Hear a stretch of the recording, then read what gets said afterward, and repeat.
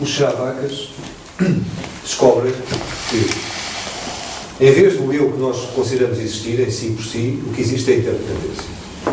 Mas ainda se mantêm apegados à ideia da existência em si por si dos fenómenos externos. Os Shittamatra descobrem que tanto o eu quanto os fenómenos que ele percepciona não existem em si por si. Tudo é interdependente. E consideram que, afinal, o que é que existe? O que é que existe em termos últimos, para além da verdade relativa? A verdade absoluta é um fluxo de instantes de consciência, por exemplo, seria o fluxo da mente de um Buda, em que, instante a instante, nessa consciência, vê-se sempre a interdependência de todas as coisas. E vê-se sempre que nada existe em si por si. E então, mas ainda, a mente de um Buda seria um fluxo contínuo de estados, de momentos de consciência. Momentos de consciência com uma visão clara da interdependência. Ou da vacuidade quer do sujeito, quer do objeto. Bom, mas do outro ponto de vista, do ponto de vista da escola Madhyamaka, isso ainda é muito limitado. Ver as coisas assim ainda é limitado. Do ponto de vista dos Madhyamaka, em última instância, a natureza última de todas as coisas transcende completamente todos os conceitos. Incluindo o conceito... Bom, vamos por partes. Os Madhyamaka procuram libertar a mente de todo o tipo de conceitos. E então dividem-se em duas escolas, em duas correntes, em duas abordagens, no que respeita a essa vacuidade. A abordagem Rangton, isto, como eu disse, são expressões tibetanas, e a abordagem Shenton. Rangton quer dizer vazio. E Rang quer dizer si. Vazio de si. Rang quer dizer próprio. Neste contexto tem o sentido de natureza própria, natureza intrínseca. Então o que eles dizem é que a natureza última, a realidade última, quer nossa, quer dos outros, quer de todos os seres, quer de tudo quanto existe, é alguma coisa que transcende completamente todos os conceitos, todas as palavras e todas as imagens. Porquê? Porque está completamente livre de qualquer característica, de qualquer... A natureza intrínseca das coisas é livre de natureza intrínseca. A realidade última, aquilo que nós somos, é completamente a vacuidade. Mas é uma vacuidade tão vazia que, inclusivamente, a própria noção de vacuidade não se lhe aplica.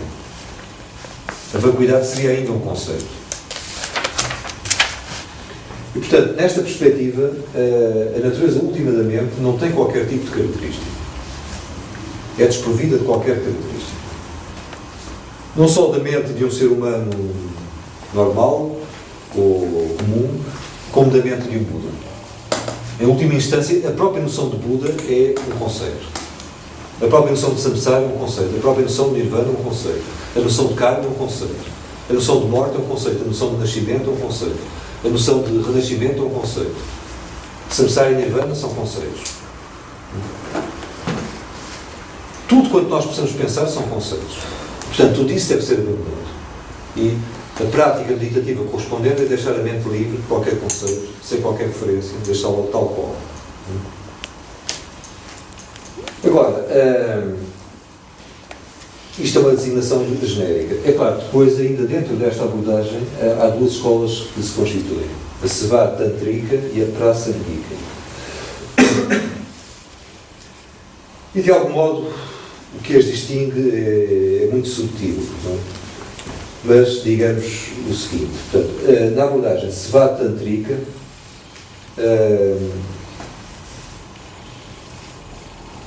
a vacuidade é o que fica quando todos os conceitos se dissipam.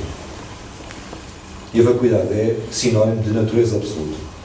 Aquilo que nós realmente somos, em última instância, é a vacuidade. E o que é vacuidade? Não é definível, não é concebível.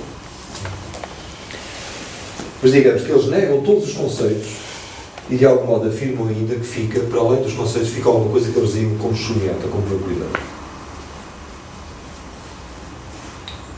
Ao passo que a abordagem para a Sanguica pretende ser mais radical. E diz, abandonando todos os conceitos, nem sequer o conceito da vacuidade fica. E, portanto,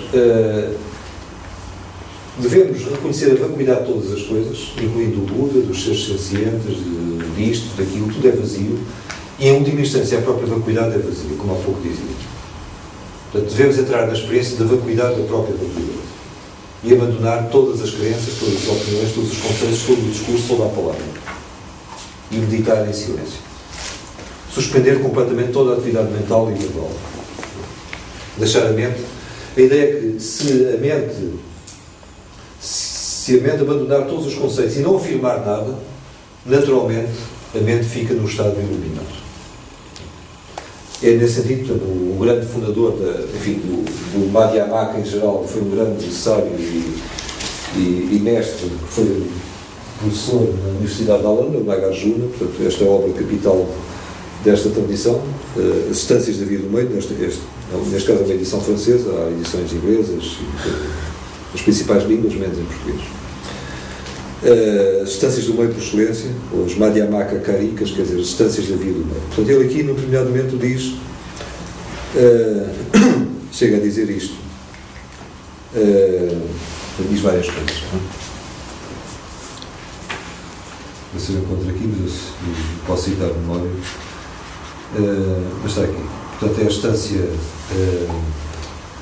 24 do capítulo 25. Abençoada é a pacificação de todo o gesto de apropriação. De toda a apropriação, para simplificar. Abençoada é a pacificação da proliferação das palavras e das coisas. Jamais uma qualquer doutrina foi ensinada a quem quer que seja pelo Buda. O Buda nunca ensinou nada a ninguém. Isto é uma declaração surpreendente. Quando o Buda passou 45 anos, supostamente, a dizer coisas, a fazer coisas, a ensinar, seja através do exemplo, seja através da palavra, não é? Quando supostamente tanta gente registrou o que ele disse e colocou mais tarde por escrito, não é? Quando tantos mestres considerados Budas vivos, não é, continuam a escrever livros, a preferir conferências, a dar ensinamentos, não é? Surge alguém que é considerado um Buda vivo, Nagarjuna, e diz precisamente isto. Abençoada é a pacificação de toda a apropriação. Abençoada é a pacificação da proliferação, do desenvolvimento contínuo ou infinito, a multiplicação das palavras e das coisas.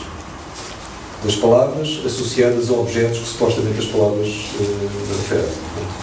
Jamais uma qualquer doutrina foi ensinada a alguém por Buda. Bom, como compreender isto?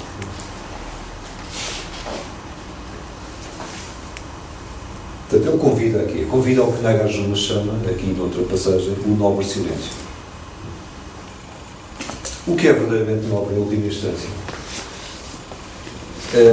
Não é nenhum dos 8 aspectos do óctuplo caminho que o Buda ensinou no primeiro sermão, mas o que é verdadeiramente nobre, o que é verdadeiramente Arya, do ponto de vista budista, em que Arya não designa uma raça, uma etnia, uma casta, como designava na Índia Brahmânica, não é? O que é verdadeiramente Arya no sentido nobre, virtuoso, é estar em silêncio, estar calado. Obviamente, não é só estar calado exteriormente, é estar calado interiormente. Porquê? Porque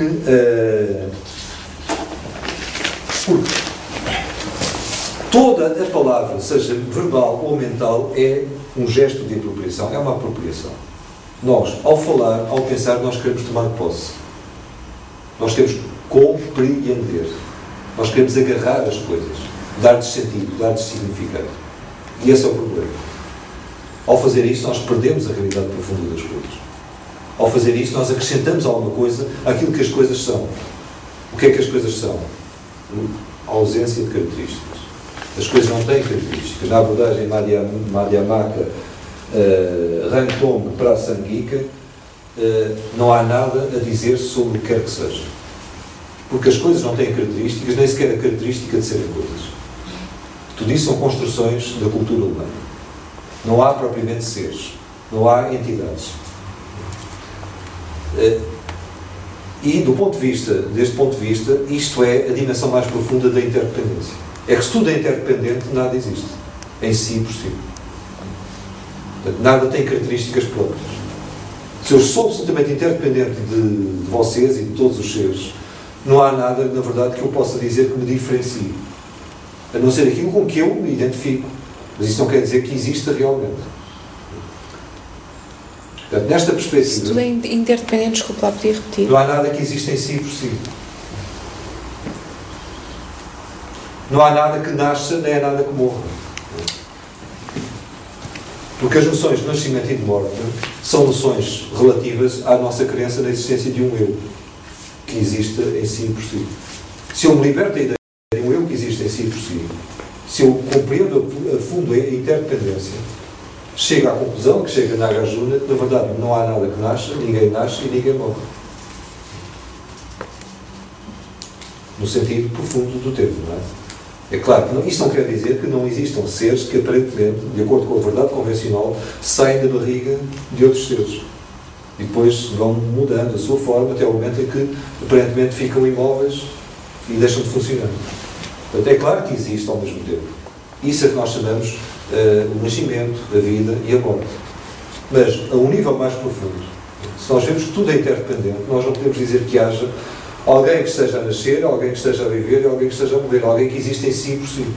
É como se essa ideia de um ser que existe em si e por si se dissolvesse na interdependência universal.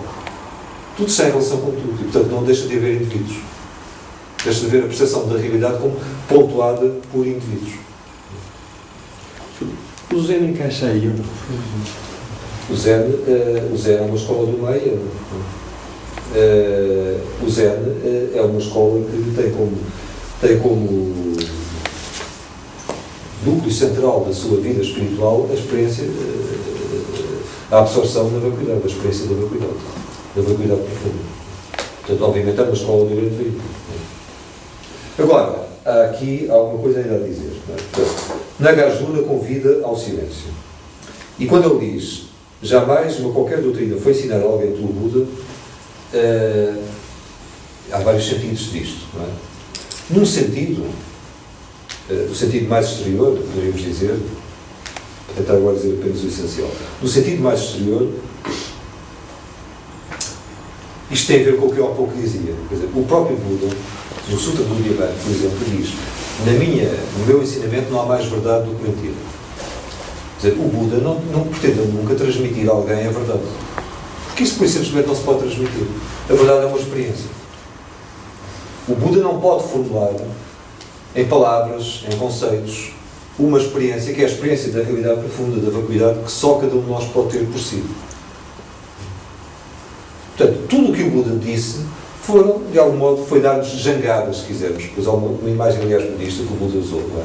Todo o Dharma ele comprou uma jangada. Portanto, é um veículo, alguma coisa que nos serve para nós transitarmos de uma margem para a outra. Mas quando chegarmos realmente onde queremos chegar, a ter uma mente desperta, nós devemos abandonar a jangada. Não faz sentido alguém que atravessou um rio com uma jangada, depois andar com a jangada às costas. Não faz sentido que um Buda ande com o budismo às costas. É isso que o Buda quis dizer. Portanto, o Buda aqui convida, Nagarjuna, que as pessoas se desapeguem do próprio budismo. O budismo é um conjunto de palavras, um conjunto de conceitos. Para falar, para indicar, para sugerir aquilo que está para além das palavras e dos conceitos. Aquilo que é a nossa natureza profunda. Quando descobrimos essa natureza profunda, veremos que o budismo foi apenas um corrimão, foi apenas uma bengala. E quando fomos capazes de caminhar com os nossos próprios pés na realidade primordial que é a nossa, não precisaremos de mais nenhuma doutrina religiosa, ou filosófica, ou científica, ou outra qualquer. Veremos as coisas como elas são diretamente. É isso que chama-se o despertar. Portanto, eu gosto de dizer, não é? E até uma das razões pelas quais eu optei por este caminho, é que gosto do budismo porque é descartável. É usar e deitar fora, o mais rapidamente possível. Usar e deitar fora. Agora, trata-se de usar. Enquanto é preciso, trata-se de usar a fundo.